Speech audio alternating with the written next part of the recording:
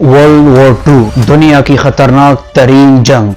Für richtig hältst, ob du glaubst, dass ich fleißig gewesen bin, dass ich gearbeitet habe, dass ich mich in diesen Jahren für dich eingesetzt habe, जिसने लाखों इंसानों की जानें ली।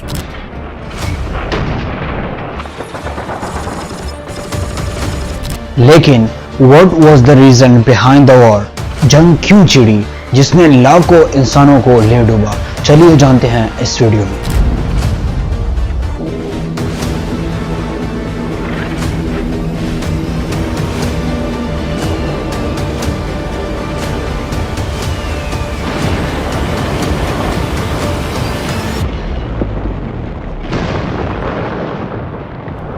Guys, world war 2 की कहानी कुछ यूं है कि जब जंग अजीम पहली यानी वर्ल्ड वॉर फर्स्ट खत्म हुई, वो कुछ यूं खत्म हुई कि एक अमन मुआहदा हुआ जर्मनी एंड अदर नेशंस के बीच, और उसमें ये लिखा गया था कि जर्मनी कभी भी अपनी मिलिट्री, नेवी, एयरफोर्स या जो भी फौज होगी वो कभी भी बनाएगी नहीं।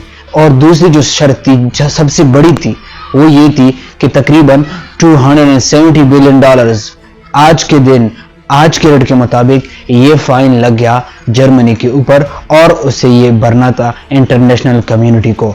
उसकी आखिरी किस्त जर्मनी ने 2010 यानी इस 2010 को आखिरी किस्त जर्मनी ने अदा की। जब इतना ज्यादा फाइन जर्मनी के ऊपर आया और इतनी सख्तियां कि वो अपनी मिलिट्री को मुनज़्ज़म तक नहीं कर सकता, ये सब देखकर एक नौजवान एडोल्फ हिटलर ने देखा कि ये जर्मनी के लिए ठीक नहीं है और इसमें सरवाइव करना मुश्किल हो जाएगा और ये सब हमारे ऊपर चल दौड़ेंगे।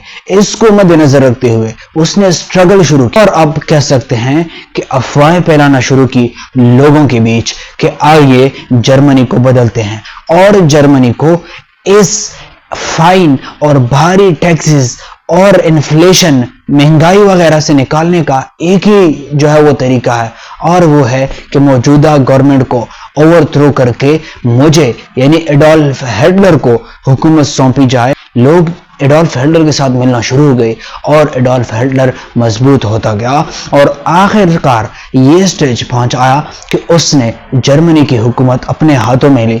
एडोल्फ हिटलर एक सख्त किस्म का आदमी था और उसने अपनी डिक्टेटरशिप का ऐलान कर दिया और कहा कि there will be no more democracy in Germany, कोई जमहूरियत वगैरह नहीं होगी, यहाँ पे सिर्फ और सिर्फ एडोल्फ हिटलर की हुकूमत होगी। और हुआ भी है। एडोल्फ हिटलर ने सबसे पहले ऑस्ट्रिया के खिलाफ ऑपरेशन का दावा बोल दिया और काम करते करते, क्योंकि ऑस्ट्रिया इतना ज्यादा मुनज़्ज़म और ताकतवर नहीं था, और हाँ उसमें कई लाख जर्मन लोग आबाद थे जो एडोल्फ हिटलर से मुतासिर थे उसकी पॉपुलैरिटी से, तो इस वजह से ऑस्ट्रिया ज्यादा देर टिक नहीं पाया और वो जर्मनी ने उसे हड़प लिया। और हाँ, ये करते हुए एडोल्फ हिटलर चुप नहीं हुए, बल्कि उसने अपना एग्रेशन और अपनी फतुहात जारी रखी, जिसकी वजह से उसने अपने करीबी ममालिक पोलैंड पर दावा बोल दिया और कहा कि यहाँ पर भी जर्मन लोग रहते हैं और इस पर जर्मनी पूरा रखती है।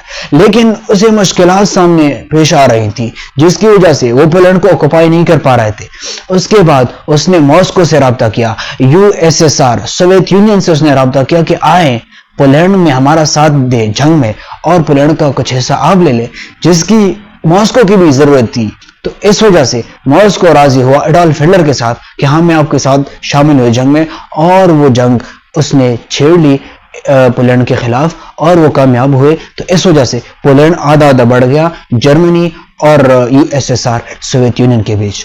उसके बाद एडोल्फ हिटलर खामोश नहीं हुए, बल्कि उसने नॉर्वे और डेनमार्क के खिलाफ अपना ऑपरेशन शुरू किया और कहा कि ये नेशंस भी मेरे पास होने चाहिए। और हाँ, जब वो इस चीज की तैयारी कर रहा था, मॉस्को, यूएसएसआर, सोवियत यूनियन ने सोचा कि अगर एडोल्फ हिटलर को रोका न जाए तो हमारे लिए मुश्किलात पैदा करेगा। इस वजह से, क्योंकि फिनलैंड मॉस्को के करीब था और जिस जगह सोवियत यूनियन के जो है वो प्रेसिडेंट आप कह सकते हैं, डिक्टेटर कह सकते हैं, वो रह रहे थे, उसके करीब ही फिनलैंड की बॉर्डर थी। तो इस वजह से फिनलैंड को यूएसएसआर ने कहा कि आओ मेरे साथ मिल जाओ या मुझे अपनी टेरिटरी दे दो, लेकिन उसने इनकार कर दिया, जिसके खिलाफ मॉस्को ने जंग छेड़ी। लेकिन मॉस्को ये ना कर पाया और आखिरकार फिनलैंड ने अपने कुछ इलाके मुआहदे की शक्ल में ماسکو کو دے دیے اور امن معاہدہ ہو گیا. لیکن چونکہ ماسکو کو یہ اندازہ تھا کہ وہ لوگ فن لینڈ پہ قبضہ کریں گے، لیکن ایسا نہیں تھا. ایڈولف ہٹلر ڈنمارک اور ناروے کے خلاف اپنا منصوبہ بنا رہے تھے، اس وجہ سے انہوں نے ناروے اس پر دعویٰ بول دیا. لیکن میرے خیال میں وہ کچھ ایسے ممالک تھے کہ مجھے نہیں لگتا کہ وہ ان کے خلاف ٹک پاتے، لہٰذا جرمنی نے بہت جلدی اپنے قبضے میں کر لیا. جس کے بعد ایڈولف ہٹلر خاموش نہیں ہوئے اور اس نے فرینچ اور لگزمبرگ کے خلاف اپنا آپریشن شروع کر دیا، جس کے لیے اسے ہائی ملٹری درکار تھی، اور اب کہہ سکتے کہ ملینز آف ٹروپس نے اس میں حصہ لیا. لیکن یہ لوگ بھی زیادہ دیر نہیں ٹک پائے اور بالآخر برٹین نے کہا کہ اس میں مجھے بھی کودنا چاہیے، اور اس نے فرینچ کا مکمل ساتھ دیا اور اپنے سپاہی بھیجے فرینچ اور بیلجیم میں اور لگزمبرگ ان کے آس پاس علاقوں میں جرمنی کے خلاف لڑنے لگے. لیکن ایز یو نو کہ جرمنی بہت طاقتور ہو چکا تھا، ایڈولف ہٹلر کے پاس بہت زیادہ طاقت تھی، وہ آگے بڑھتا گیا. آخر کار تقریباً 4,50,000 سپاہی لندن کے پھنس گئے. کہاں پہ؟ بیلجیم کے ایک بیچ پر، مطلب سمندر کے کنارے، کیونکہ وہ ان کے خلاف لڑ نہیں پا رہے تھے ملٹری یا ہائی اکوپمنٹ کے نہ ہونے کی وجہ سے، جس کی وجہ سے وہ ملک کو چھوڑنے کا سوچ رہے تھے. لیکن آگے سمندر تھا. مقامی کچھ فشرمین نے انہیں ریسکیو کرنے کا فیصلہ کیا، کچھ مطلب 1000 بھی کر سکتے ہیں، لیکن بہت زیادہ ٹروپس تھے. اس وجہ سے گریٹ برٹین نے اپنا آپریشن لانچ کیا اور سپاہیوں کو ریسکیو کرنے کا کام شروع کر دیا، جس میں اس نے ہوائی جہازوں کا بھی استعمال کیا تاکہ جرمن لوگوں کو پیچھے دھکیلا جا سکے، اور انہوں نے شپمنٹ کا بھی کام کیا، شپس کے ذریعے لوگوں کو ریسکیو کیا. لوگ کون تھے؟ ٹروپس، سپاہی تھے جو ان کے خلاف لڑنے آتے لیکن فیل ہو گئے. جس کے بعد برٹین اس چیز میں کامیاب ہو گیا.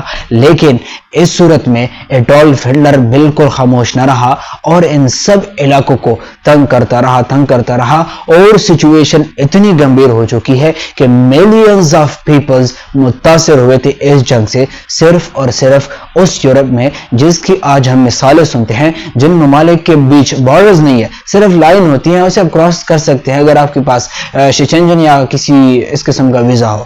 تو ان کی یہ کہانی تھی اور یہی ورلڈ وار 2 تھی، جس میں امریکہ نے کہا کہ مجھے ذرا پیچھے رہنا چاہیے. لیکن ہاں، اس کہانی میں مکمل وار کو ہم نے جو ہے وہ کوریج نہیں دی بیکاز آف ٹائم، کیونکہ اس وار میں بڑی تباہی ہوئی تھی ناگاساکی اور ہیروشیما کی شکل میں، جہاں پہ امریکن فورسز نے ایک بم کو یوز کیا تھا جسے نیوکلیئر بم کہا جاتا ہے، اور یہ فرسٹ ٹیسٹ تھا کسی بھی انسانی علاقے پر نیوکلیئر بم کا، اور اس کو اگلی ویڈیو میں ہم کور کریں گے. Thanks for today.